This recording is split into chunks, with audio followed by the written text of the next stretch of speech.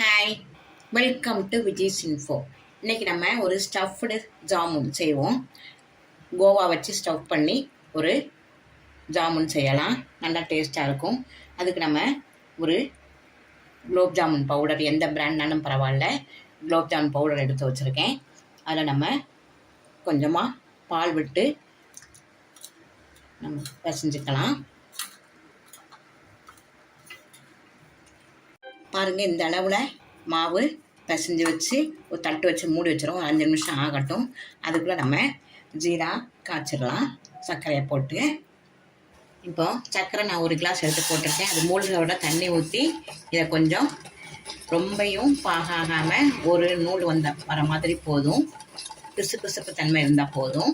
அது வரை நம்ம காய்ச்சி எடுத்துடலாம். இதில் நீங்கள் கலர் பவுடர் போடனா போட்டுக்கலாம். நான் ஒன்றும் போடலை. கம்பி பதம்லாம் வரணும்னு கட்டாயம் இல்லை. லேசாக பிசு பிசுப்பு தன்மை வந்தால் போதும்.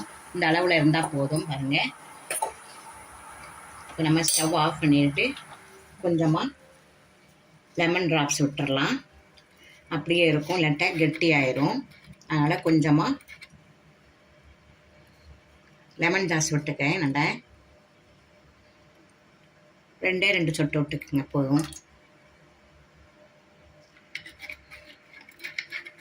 இது அப்படியே இருக்கட்டும். இப்போ நம்ம ஜாமுன் செய்யலாம். இப்போ பாருங்கள், நான் இந்த ஷேப்பில் உருட்டி வச்சுருக்கேன். உங்களுக்கு எந்த ஷேப்பு பிடிக்குமோ அந்த ஷேப்பில் உருட்டிக்கிங்க. ரவுண்டாக கூட வச்சு நீங்கள் ஸ்டஃப் பண்ணலாம். அதுவும் ஈஸியாக தான் இருக்கும். இதுவும் நல்லா தான் இருக்கும். குழந்தைங்க சாப்பிட்றதுக்கு ரொம்ப இன்ட்ரெஸ்ட்டாக இருக்கும். பாருங்கள், இதில் இப்படி நம்ம ஒரு செவ்வக ஷேப்பில் உருட்டிக்கலாம். செவ்வக ஷேப்பில் உருட்டி இதில் நம்ம எண்ணெயில் போட்டு பொரிச்சு எடுப்போம். இப்போ நம்ம மிதமான சூட்டில் இப்போ நம்ம ஒன்றொன்னா பொரிச்சு எடுத்துக்கலாம். ஒன்றொன்னா போடுங்க, அவசரம் இல்லாமல். கொஞ்சம் பெருசாக இருக்கிறதுனால ஒன்றொன்னா போட்டு எடுத்துக்கலாம். நல்ல 2 பக்கமும் இந்த கலரில் வந்த பிறகு இப்போ நம்ம எடுத்துடலாம்.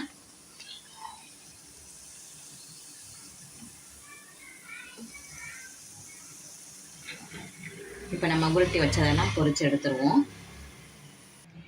பாருங்கள், நல்ல சிம்மில் வச்சு நல்லா பொரிச்சு எடுத்தாச்சு. இப்போ நம்ம இதை கிராஸில் கட் பண்ணிக்கலாம்.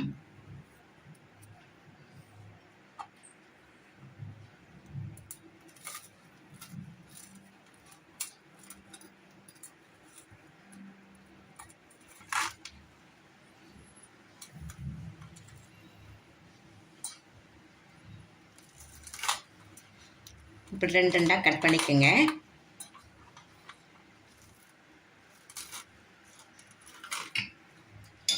இப்போ இதில் நம்ம ஸ்டஃப் வச்சிடலாம். இப்போ நம்ம இதை கட் பண்ணி வச்சுருக்கோம் இல்லையா, இதெல்லாம் இப்படி வச்சு இதை க்ளோஸ் பண்ணிடுங்க. நல்ல காலா ஸ்டஃப்டு ஜாமுன் ரெடி ஆயிடுச்சு.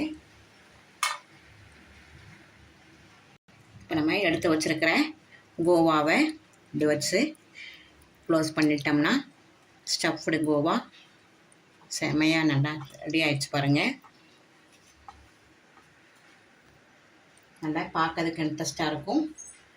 நல்லாவும் இருக்கும் டேஸ்ட்டாக. இதை உங்கள் வீட்டில் செஞ்சு அசத்தலாம். இப்போ நம்ம இதில் சின்னதாக கூட ரவுண்டாக போட்டு அதுலேயும் ஸ்டஃப் பண்ணலாம்.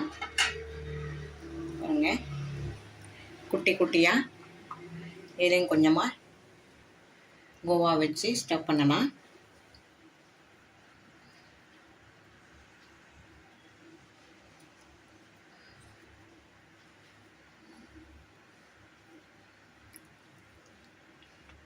அசத்தலான காலா ஜாமுன் ரெடி ஆயிடுச்சு. பாருங்கள்,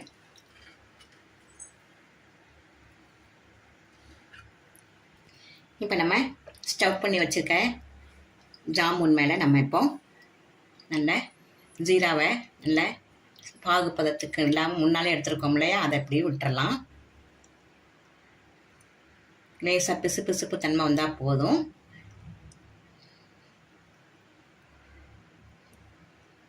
ஒரு 2 நிமிஷம் இல்லை ஊறட்டும். இது ஊறினப்புறம் நான் உங்களுக்கு காமிக்கிறேன். பாருங்கள், காலா ஸ்டஃப்டு ஜாமுன் ரெடி ஆயிடுச்சு. அசத்தலாக இருக்கும். இப்போ தான் நம்ம கொஞ்சம் பாகு ஊற்றிருக்கோம். 2 நிமிஷம் நல்லா ஊற சூப்பராக இருக்கும். நல்லா வெளியில் நல்லா முறுமுறணும். நல்லா உள்ள நல்ல ஸ்டஃப்போட நல்லா சாஃப்டாக இருக்கும். இப்படி கூட நீங்கள் கட் பண்ணலாம். இதை நீங்கள் எந்த சைஸில் வேணுனாலும் உருட்டி போட்டுக்கலாம். ரவுண்டாக வேணாலும் ரவுண்டு போடலாம், சதுரமானாலும் சதுரம் போடலாம். உங்கள் இஷ்டத்துக்கு நீங்கள் எந்த ஷேப்னாலும் கட் பண்ணி அதில் ஸ்டஃப் வைக்கலாம். இதிலே நல்லா முந்திரி பருப்பெல்லாம் போட்டாலும் நல்லாயிருக்கும். பாதாம் பிஸ்தா எல்லாம் போட்டு ஒரு ஸ்டஃப் பண்ணி வச்சா கூட ரொம்ப டேஸ்ட்டாகவும் இருக்கும், நல்லாவும் இருக்கும். இந்த ரெசிபி உங்களுக்கு பிடிச்சிருந்ததுன்னா லைக் பண்ணுங்கள், ஷேர் பண்ணுங்கள், சப்ஸ்கிரைப் பண்ணுங்கள், பெல் ஐக்கானை தட்டி விடுங்க. மற்றும் ஒரு நல்ல ரெசிபியுடன் உங்களை சந்திக்கிறேன். பாய்.